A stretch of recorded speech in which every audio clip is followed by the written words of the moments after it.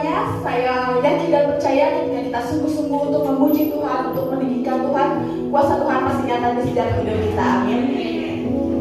Mari kita siapkan hati kita, fokuskan pikiran kita hanya untuk Tuhan. Mari kita masuk ke hadiratnya. Selamat pagi Bapa, selamat pagi Yesus, selamat pagi Roh Kudus. Kami bersyukur Tuhan kalau pada pagi hari ini kami boleh berkumpul kembali di tempat ini untuk ibadah ya Tuhan. Kami yakin dan percaya kau hadir di tengah-tengah kami ya Tuhan. Kami serahkan ibadah ini dari awal, tengah hingga akhir ke dalam tangan-Mu. Untuk bungkus kami dalam kuasa darah-Mu. Di dalam nama Tuhan Yesus kami berdoa dan mengucap syukur.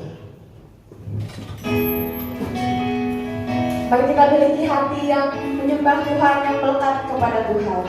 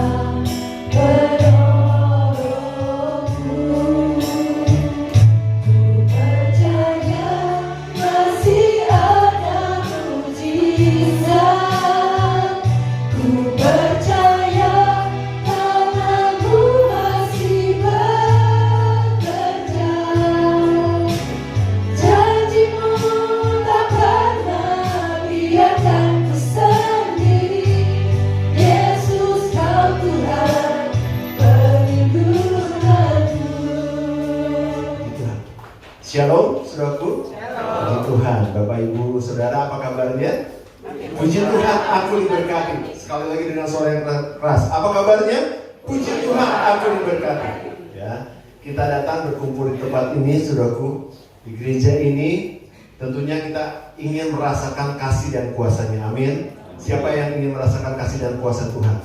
Katakan amin. Amin. Puji Tuhan. Dan itu Tuhan sudah siapkan buat kita. Karena ketika kita berkumpul, saudaraku, Tuhan hadir di tengah-tengah kita. Dan ketika Dia hadir, bukan sepeda yang diberikan. Ya, kalau Pak Jokowi ada kan, pasti wah, siapa yang mau sepeda ya? Kasih dan kuasanya akan dilimpahkan buat kita semua ya. Jadi pastikan saudara hadir, saudara datang membawa pulang berkat yang besar, perubahan yang luar biasa karena Tuhan Yesus memberikannya buat kita. Puji Tuhan. Saudaraku, saya akan awali dengan sebuah cerita ya. Saya bacakan dari sebuah artikel ya. Di satu desa, saudaraku, tinggallah sebuah keluarga yang crazy rich. Ada yang tahu crazy rich? Bukan gila ya, tetapi orang yang kaya banget gitu ya. Kaya pisang lah ya, bahasa Sundanya kaya pisang. Nah, ini memiliki banyak pegawai, rumahnya mewah, sopirnya banyak. Kalau sopirnya banyak berarti kan mobilnya banyak ya. Ada security-nya dan kemudian ada pengasuhnya. Setiap anak di situ dikaruniai 5 orang anak. Setiap anak ada pengasuhnya masing-masing. Jadi jelas ini adalah crazy rich ya. Satpamnya di setiap sudut rumah karena rumahnya luas tanahnya kurang lebih 1 hektar lebih. Ini orang Surabaya ya, tetapi saya nggak sebutin namanya. Orang Surabaya. Nah, tetangga sekitarnya agak sungkan masuk ke sana karena dipikir pemilik rumah ini pasti nggak sembarangan orang bisa masuk. Ya, kalau saudara lihat ada rumah mewah, ada satpamnya, saudara nggak kenal, pasti saudara nggak masuk kan? Ya. Dan jadi akhirnya tetangga sekitarnya agak sungkan untuk masuk. Nah, sampai suatu hari di daerah itu, di kawasan itu ada pengemis. Itu kalau pengemis kan mau di perumahan mewah atau di perumahan sederhana atau di kota, di desa itu selalu ada. Nah, pengemis ini datang ketika melihat rumah itu, waduh, rumah ini mewah sekali. Kalau saya minta-minta, namanya pengemis pasti minta-minta ya, pasti dapat uang banyak. Tapi dia ragu-ragu, karena pada waktu dia lihat, waduh, security-nya ya, kumisnya besar-besar, ya. Dia ketakutan ya. Tapi akhirnya si pengemis ini mau mengurungkan niatnya ya. Tetapi pada waktu dia mau pergi dari rumah itu, keburu hujan gede gitu. Jadi akhirnya dia harus berteduh karena di pintu rumah, pintu gerbang rumah Crazy Rich orang Surabaya ini ada kanopinya gitu ya, jadi orang bisa berteduh. Akhirnya dia berteduh di situ. Lama-kelamaan hujannya nggak turun-turun. Hujannya nggak berhenti-berhenti, terus nggak turun-turun. Hujannya nggak berhenti-berhenti, turun terus. Terus akhirnya dia lama-lama kedinginan, kelaparan. Akhirnya dia memberanikan diri untuk mengetok pintu. Dia ketok pertama kali pelan-pelan. Tapi saking dia kedinginan, kemudian dia memberanikan diri, dia ketok semakin keras. Dan sudah sekian menitnya dibukain, tapi semakin lama dia semakin keras ketokin pintu. Nah, akhirnya saudaraku, yang punya rumah ini membukakan pintu. Dan ketika dilihat, ada seorang pengemis. Ternyata nggak yang dikira oleh tetangga-tetangganya. Pemilik rumah ini begitu dermawan sekali. Dan dia penuh belas kasihan. Akhirnya pengemis ini diberikan baju, dikasih makanan, dikasih juga uang untuk sekedarnya ya, untuk pengemis ini bisa bertahan hidup. Nah, saudaraku, ada belas kasihan ketika pintu itu terbuka. Nah, dari cerita ini kita bisa melihat masih ada kesempatan agar pintu-pintu itu terbuka. Kadang-kadang kita di dalam kehidupan kita, saudaraku, seolah-olah pintu-pintu itu tertutup. Ya, oleh sebab itu pada hari ini saya akan menjelaskan tentang pintu terbuka, dalam bahasa Inggrisnya open door. Makanya ada yayasan, nama yayasan itu open door ya. Dan itu yayasan sudah ke seluruh dunia sampai ke pelosok-pelosok ya. Pintu terbuka. Coba sama-sama katakan pintu terbuka.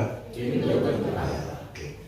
Ternyata banyak sekali orang-orang mengalami masalah, ya, masalah keuangan, masalah rumah tangga, masalah kesehatan, masalah pekerjaan. Itu yang membuat seolah-olah ketika kita menghadapi masalah-masalah yang besar itu seolah-olah pintu-pintu itu tertutup, saudara. Ya, tetapi hari ini kita akan belajar bagaimana firman Tuhan menjelaskan kepada kita ternyata pintu-pintu itu harusnya terbuka buat kita. Tuhan sudah siapkan buat kita agar pintu-pintu itu terbuka. Ya, kita akan baca di dalam Matius 7. Ini firman Tuhan yang sangat populer sekali. Ya, Matius 7 ayat 7 sampai 11. Saudara nggak usah buka holy page saudara, karena kadang-kadang mengganggu ya kalau diaktifin. Tapi kalau ada yang masih aktif, di silent aja ya, supaya nggak ada yang masuk atau FYP yang lewat ya, seperti itu. Kita akan sama-sama baca di screen-nya. 1, 2, 3. Mintalah, maka akan diberikan kepadamu. Kemudian carilah, maka kamu akan mendapat. Ketoklah, maka pintu akan dibukakan bagimu. Ayat 8. Karena setiap orang yang meminta, menerima. Setiap orang yang mencari, mendapat. Dan setiap orang yang mengetuk, baginya pintu dibukakan. Ayat 9. Adakah seorang daripadamu yang memberi batu kepada anaknya jika ia meminta roti? Ayat 10. Atau memberi ular jika ia meminta ikan? Jadi jika kamu yang jahat tahu memberi pemberian yang baik kepada anak-anakmu, apalagi Bapamu yang di surga, Ia akan memberikan yang baik kepada mereka yang meminta kepadanya. Yang setuju katakan amin. Dari ayat ini saudara kita baca ada beberapa petunjuk agar pintu terbuka. Ya, kalau saudara suka jalan-jalan di mall atau di rumah-rumah gitu ya, kadang-kadang ada petunjuk cara buka pintu. Zaman sekarang kan pintu macam-macam, ada yang pakai kunci, ada yang pakai fingerprint, ya kan? Terus ada yang pakai kartu, ya kan? Nah itu ada petunjuknya. Oh ternyata ini pintu harus dibukanya harus pakai kartu, harus pakai fingerprint, nggak bisa asal-asalan atau pakai kunci gitu ya, yang masih manual. Nah petunjuk di Alkitab ini juga kepada kita ada kuncinya, saudara ya. Ada petunjuk agar pintu itu terbuka. Petunjuknya di ayat yang ke-7 ya. Kita akan bahas sama-sama. Kita baca lagi ayat yang ke-7 dengan suara yang keras. 1, 2, 3. Mintalah, maka akan diberikan kepadamu. Kemudian carilah, maka kamu akan mendapat.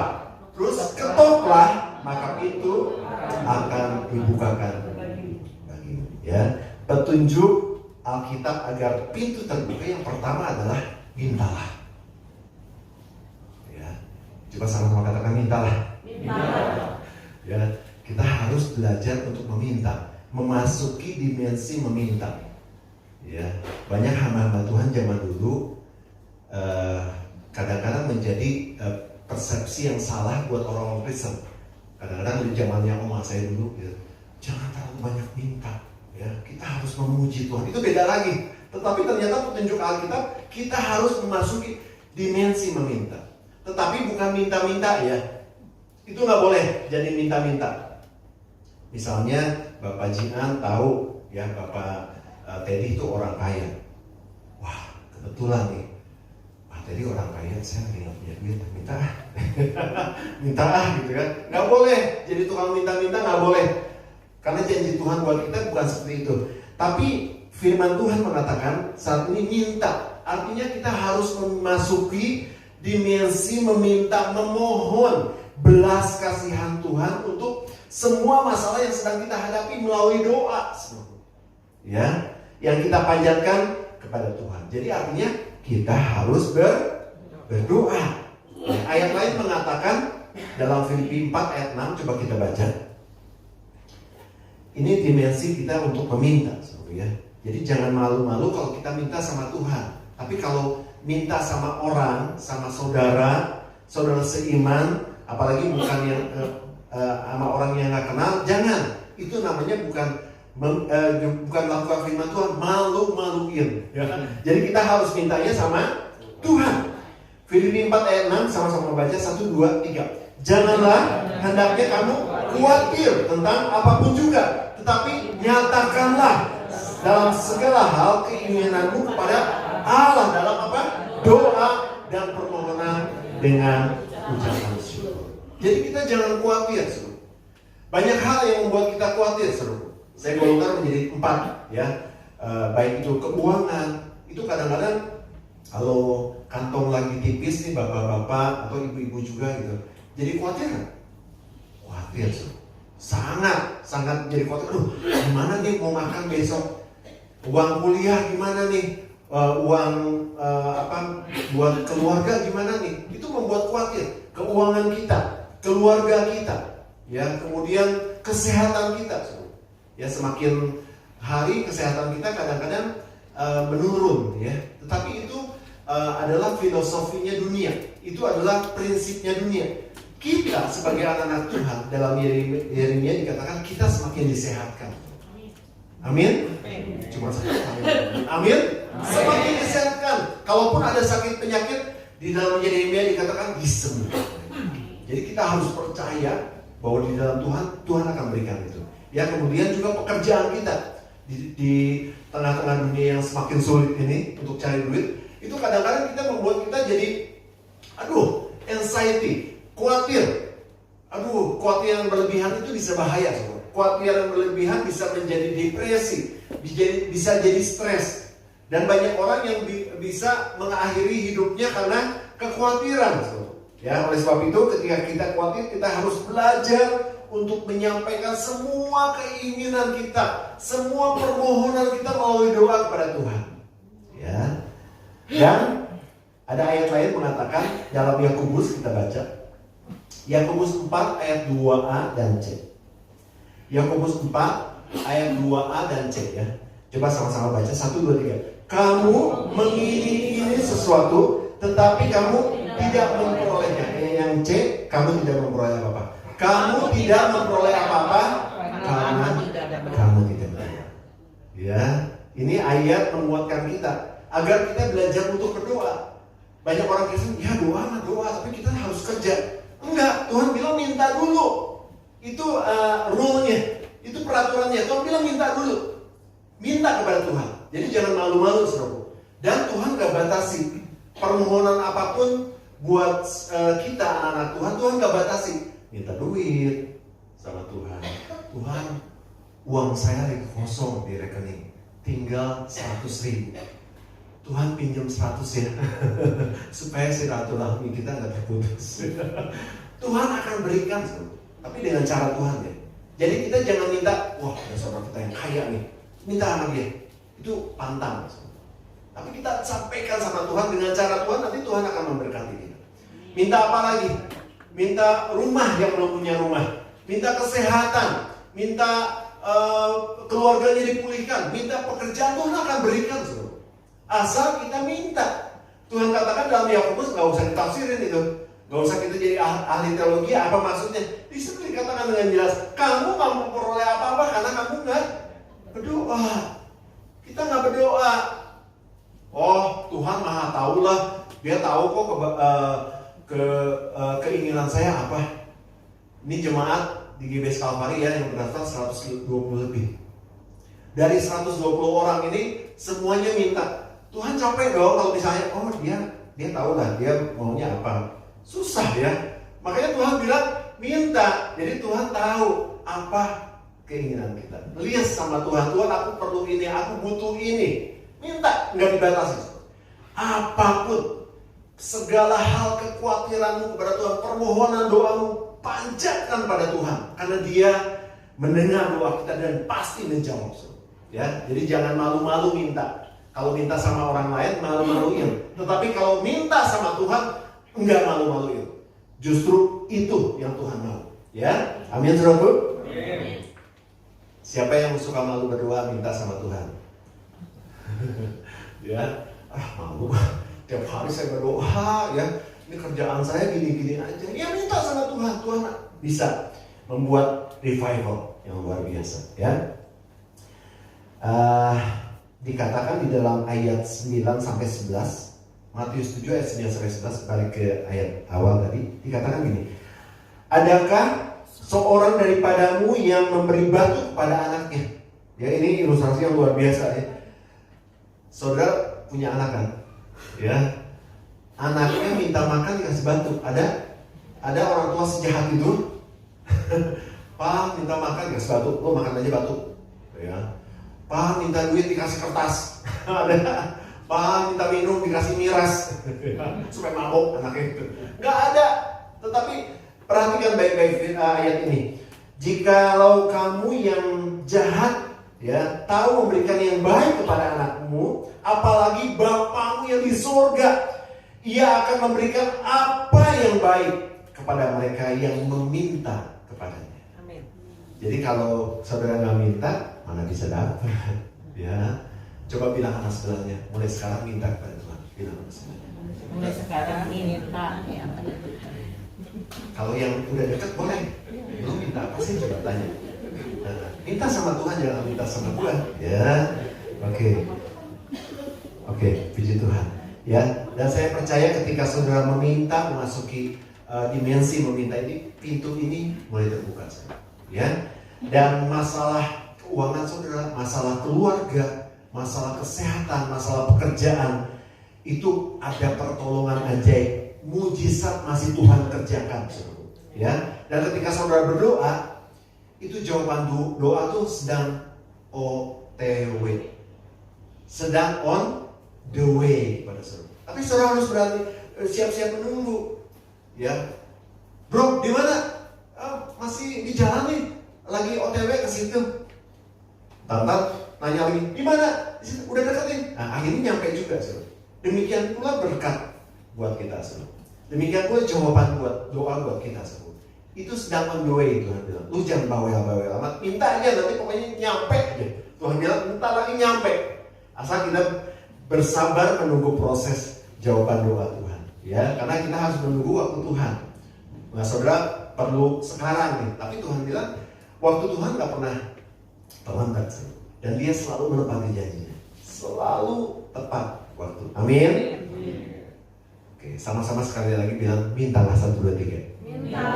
Agar pintu-pintu itu terbuka. Yang kedua, agar kita mengalami pintu yang terbuka adalah carilah. Sama-sama katakan carilah. Nah, oke. Kata cari ini merupakan ajakan Tuhan untuk kita do something. Ajakan Tuhan untuk kita melakukan sesuatu. Bahasa Jermannya ulah mager why. Ada yang ngerti? Ini tamu dari Jumbo ya? Dari Ambon ya? Ambon ya? Wah, bahasa dia nggak ngerti bahasa bahasa malaikat tidak tinggi nih. Ulah mager wae. Coba belajar ulah mager wae.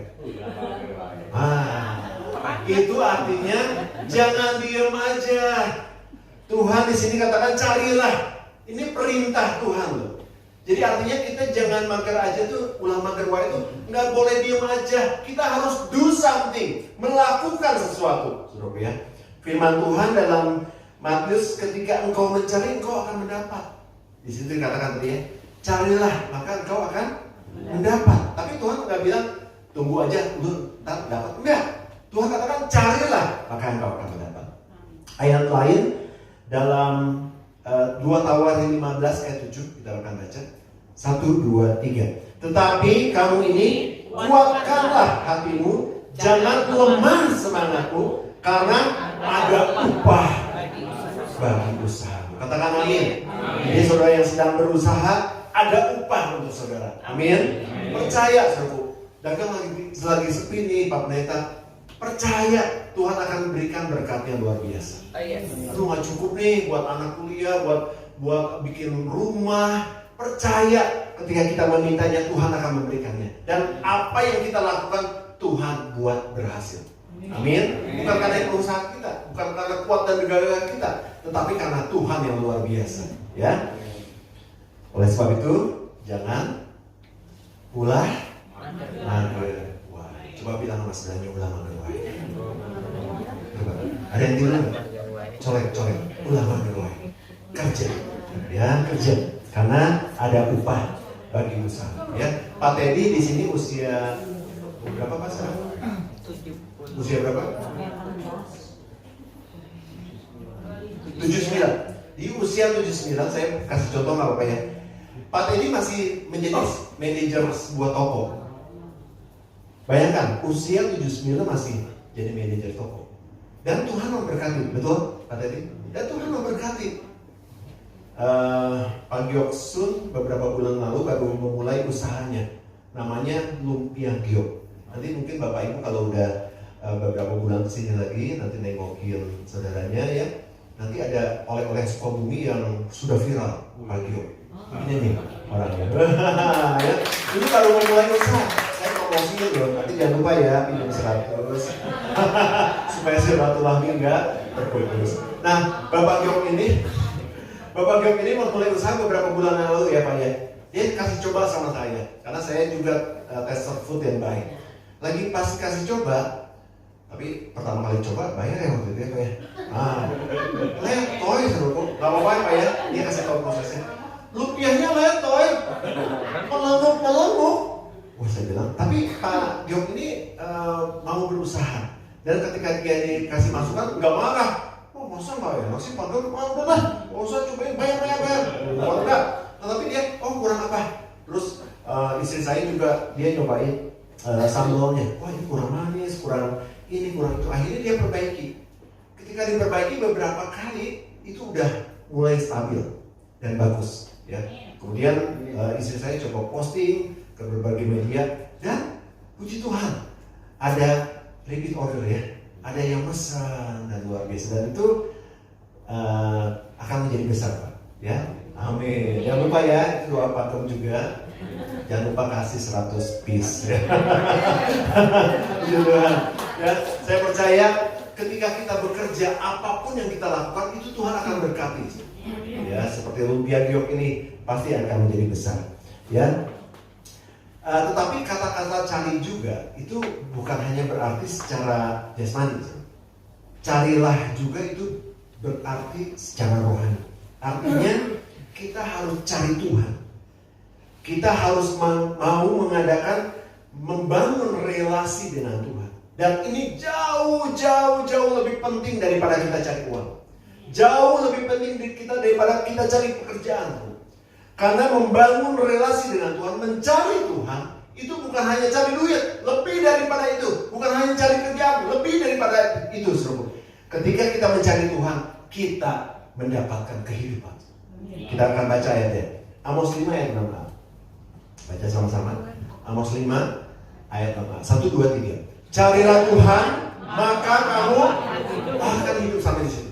Carilah Tuhan, maka kamu akan hidup. Itu kata firman Tuhan. Jadi ketika kita mencari Tuhan, kita akan mendapatkan kehidupan. Wah itu yang luar biasa ya saudara. Ini jauh lebih penting daripada perkara-perkara dunia ini saudara ya. Dan ayat lain mengatakan Matius 6 ayat 33, kita baca. Matius 6 ayat 33. Ya, sama-sama baca 1, 2, 3. Tetapi carilah dahulu kerajaan Allah dan kebenarannya, maka semuanya itu akan ditambahkan kepadamu. Ya, jadi yang pertama itu harus cari Tuhan dulu, harus cari kerajaan Tuhan dulu, maka semuanya akan ditambahkan kepadamu. Kemarin kita ngobrol sama ketua panitia Natal, ya. Terus ada satu poin yang saya dapatkan seru. Hari Minggu, waktunya untuk cari Tuhan. Hari Minggu, jangan sampai saudara digantikan oleh refreshing, ya, ketemu teman, makan-makan, sehingga saudara nggak ibadah. Ibadah dulu. Itu artinya saudara mencari Tuhan. Jangan sampai ada hal-hal yang membuat hari Minggu itu saudara menggagalkan saudara mendapatkan berkat Tuhan. Ya, saya salut sama keluarga yang datang dari Ambon ini. Sebelum ke pesta, hari ini ibadah dulu di GBS Kalvari. Wah, itu firman Tuhan. Jadi apapun kesibukan saudara, mau apapun yang hari Minggu itu sesuatu yang sangat sakral, the day of God. Ya, oleh sebab itu ketika saya suka kirim-kirim ayat, saya katakan Happy Great Sunday. Itu hari yang luar biasa. Jangan sampai saudara gagal. Apalagi kalau gini, hari Minggu teh, kesiangan. Aduh, berkatnya hilang. Ya, oleh sebab itu Jemaat GBS Kalvari dengan para tamu yang hadir pada hari ini, live streaming yang nonton. Ya, hari ini saya mau katakan hari Minggu jangan sampai dibuat untuk acara keluarga, nikahan, gitu kan. Kecuali saudara yang nikah sendiri ya, susah kan. Tapi kan ibadah dulu. Yang nikah juga kan diberkati di gereja ya. Jangan saudara, bukannya saudara yang nikah, oh ada undangan, padahal undangannya jam 10. Masih bisa ibadah dulu ya. Ngapain saudara harus melakukan hal-hal yang tidak penting ya. Yang terpenting adalah saudara mendahulukan kerajaan surga. Amin. Tuhan ya. Ketika seorang penambang ingin menemukan batu berlian ya. Batu berlian itu kecil sebenarnya. Ini 2 karat. Tapi ini bukan berlian, ini imitasi ya sebenarnya. Tapi mudah-mudahan jadi batu berlian asli. Nah ini harganya bisa ratusan juta kalau 2 karat ya. Nah saudaraku, ketika kurang lebih lah contohnya seperti ini ya. Ketika seorang ingin mendapatkan batu berlian alam ya, bukan lab ya. Karena sekarang ada kecanggihan luar biasa, bisa buat batu tiruan ya, betul ya Pak Oke.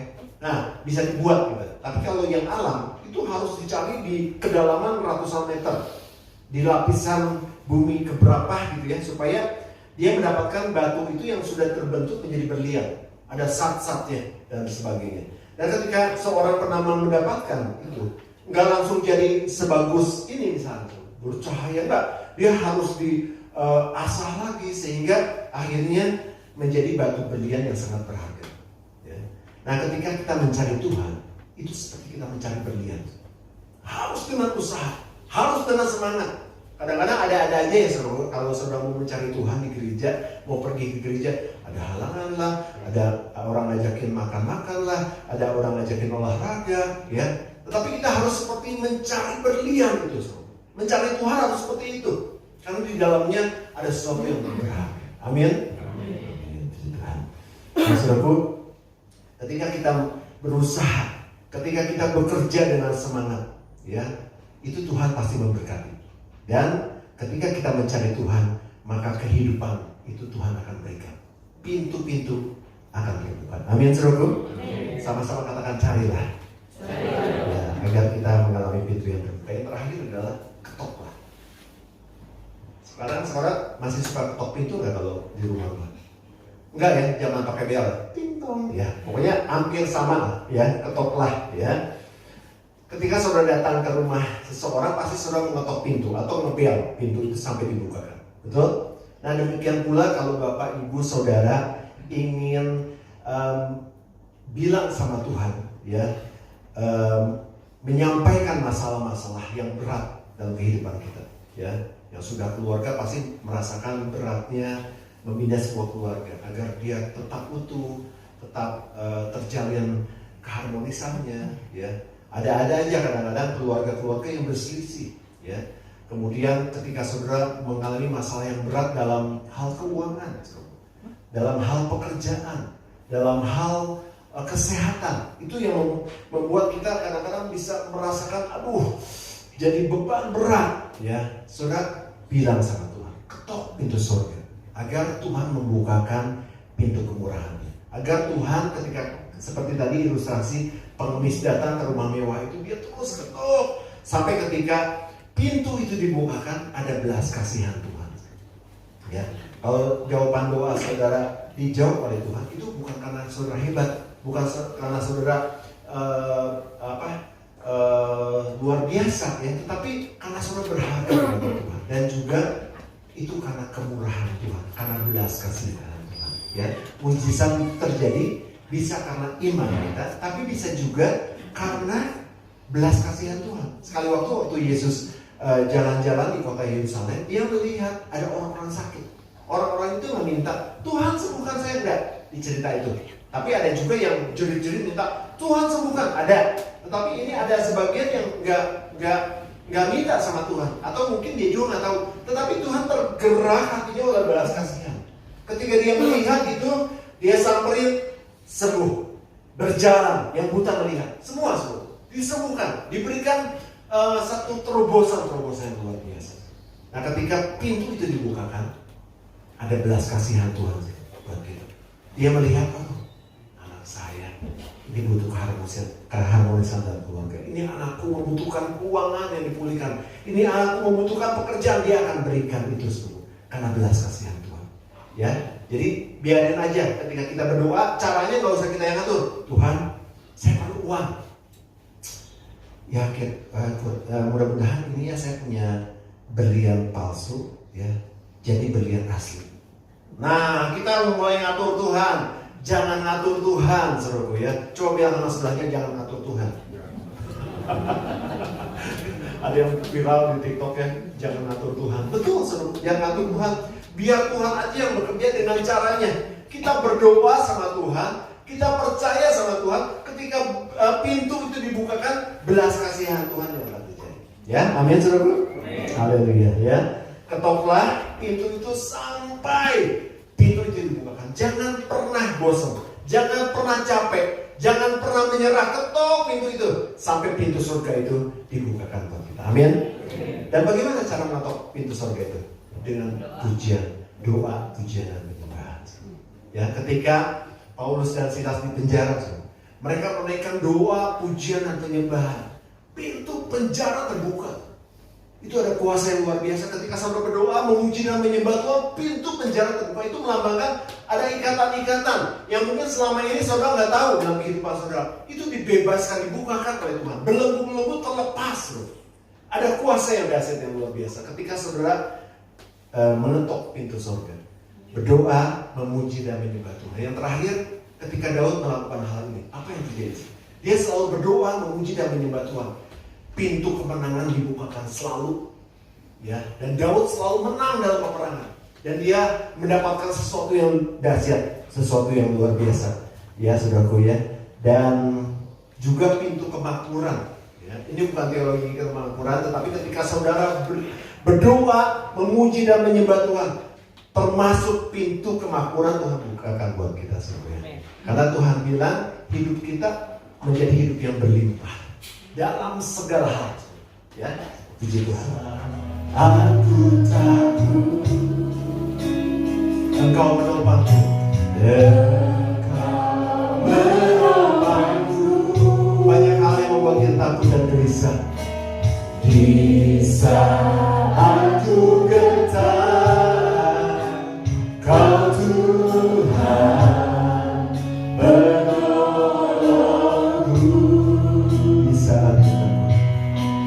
Di saat ku takut, banyak hal yang membuat kami takut Tuhan. Engkau menolong, tetapi kami tahu Engkau menopang hidup kami. Amin. Di saat ku gentar, Kau Tuhan penolongku. Ku percaya masih ada mujizat. Amin. Kami percaya itu pasti terjadi dalam kehidupan kami, ya. Tanganmu masih bekerja, janjimu tak benar, biarkan ku sendiri. Yesus Kau Tuhan perlindunganku. Kita akan jalankan persembahan menjalankan satu kali berikan dengan hati yang sukacita.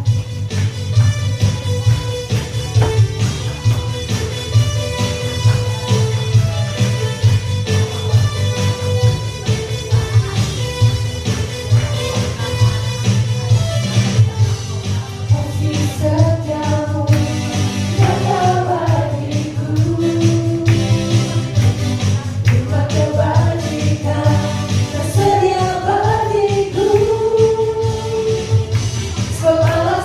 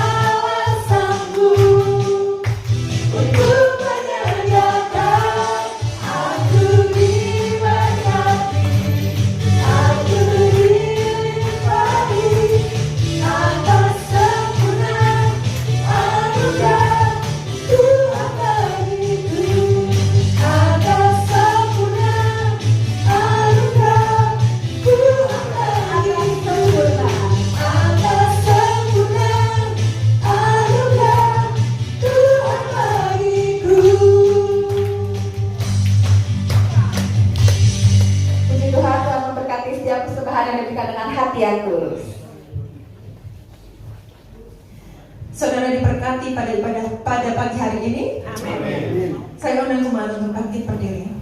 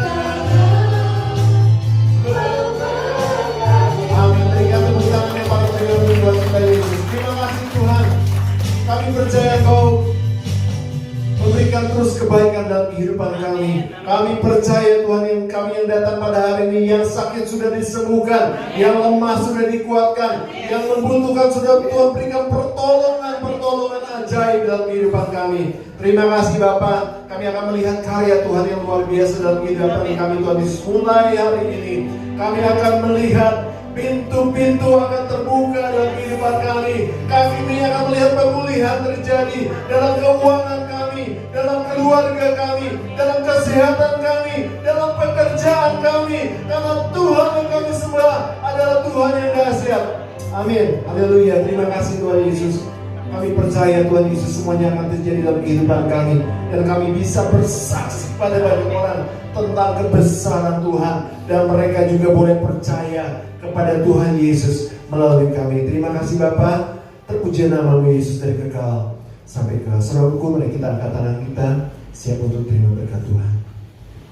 Diberkatilah keluargamu, diberkatilah kesehatanmu, diberkatilah pekerjaan dan hasil kerjamu, dan diberkatilah orang yang mengandalkan Tuhan, yang menaruh harapannya kepada Tuhan. Sekarang saudaraku, terimalah berkat yang besar dari Allah Bapa, cinta kasih yang sungguh luar biasa dari Tuhan kita Yesus Kristus, dan persekutuan dengan Roh Kudus menyertai hidup kita mulai pagi hari ini sampai Tuhan Yesus datang kali yang kedua.